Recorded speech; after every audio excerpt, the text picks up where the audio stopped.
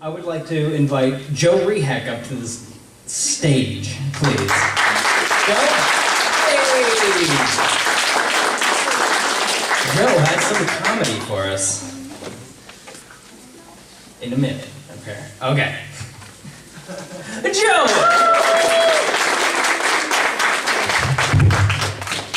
Thank you, thank you. Can everyone hear me in the back? Yeah? Yes, I got a thumbs. Cool. Good deal.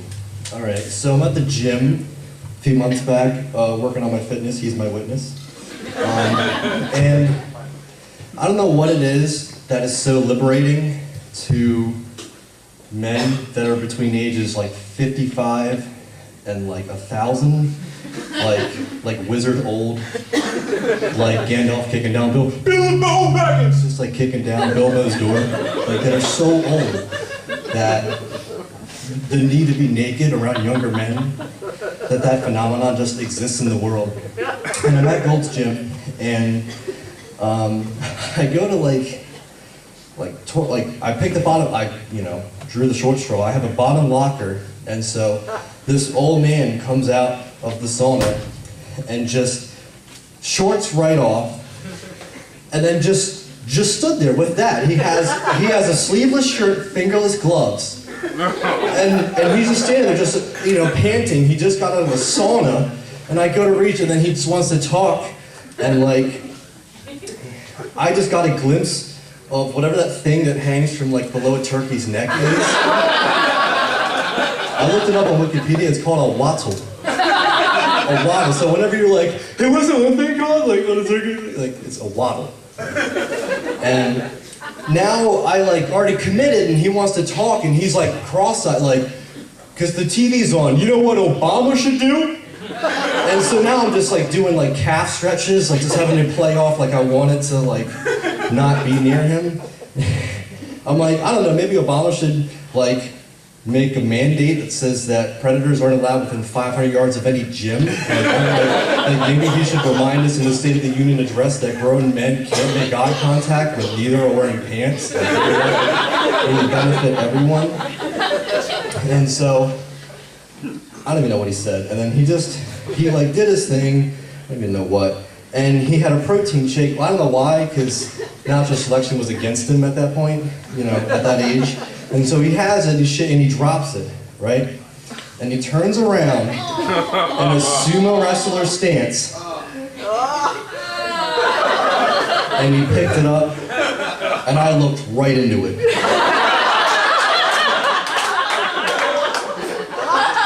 I've had one of those moments where in The Prisoner of Azkaban, when Harry's on the train, you just hear, I'm flashing back to me holding hands with Brienne in the back of the bus, don't tell anyone. It was rough, dude. And the moral of that story is I now need dentures because I grinded my teeth in my sleep. I was so tired. $2,000, as it were. But I'm in my longest relationship ever. It's been 9 months. It's really cool. I'm really happy about that. And so, yeah, it's been good. And at one point, I got into kind of a spot, and I'm like, you know what? I need to cool off. I'll go get some gas. I'll be a little bit productive. And so I'm in the car, and I'm fuming because she interrogated me a lot. And I'm just oh, stop asking me questions. So I go get gas, and it continued. The interrogation continued at the gas pump. I pull up, and I swipe my card, and it's can you please swipe your card again? I'm I just swiped it. No, swipe it again. So I swipe it again. Well, what kind of card is it? It's debit card.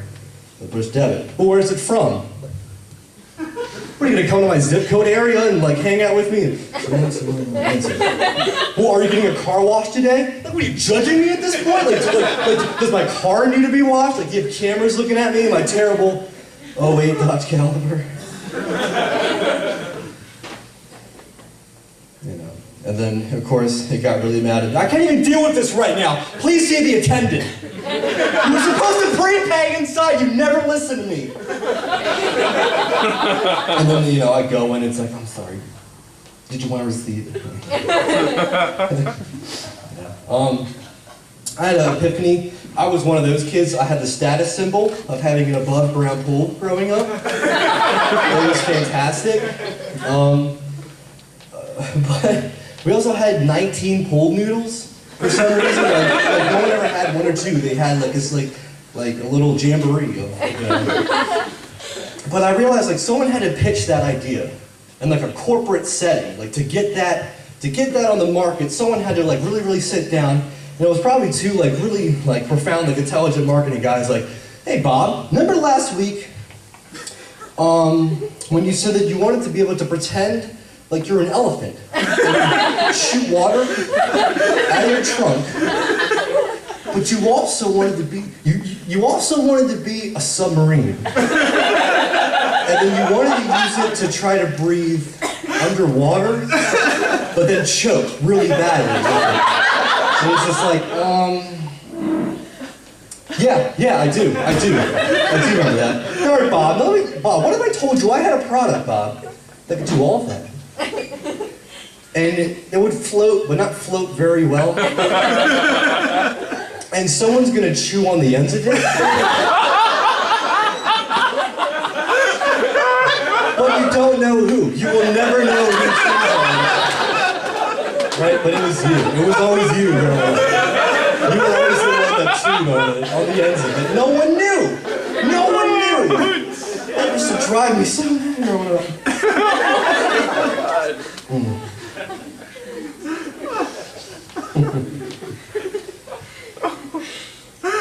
And he'd probably ask, well, is it safe?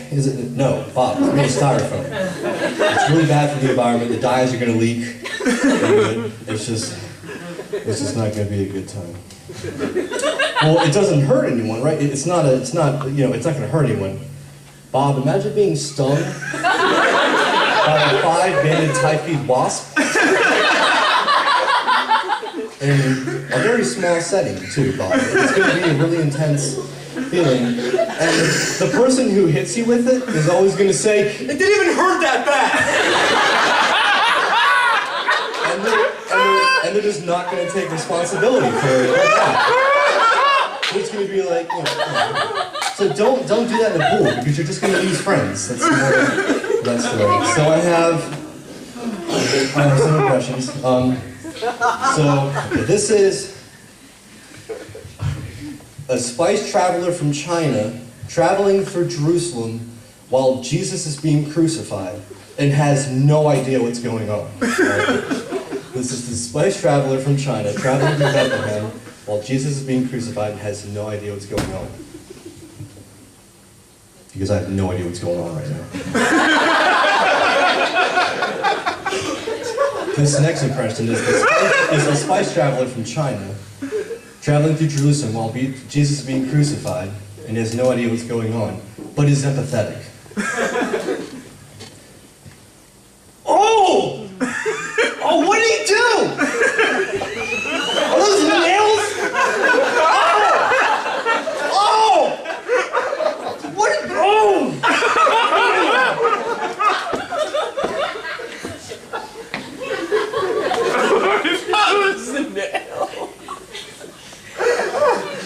Will someone tell me what he did? Alright, let me think. I wanted to do 2 more impressions. There was, oh man. Okay, so this is the guy, this is a stupid guy who tries to save his marriage, but ends up killing his wife. He said to get her something laced.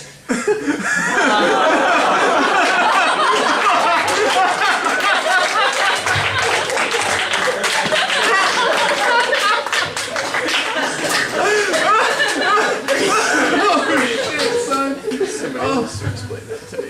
Oh my god. Okay, here we go.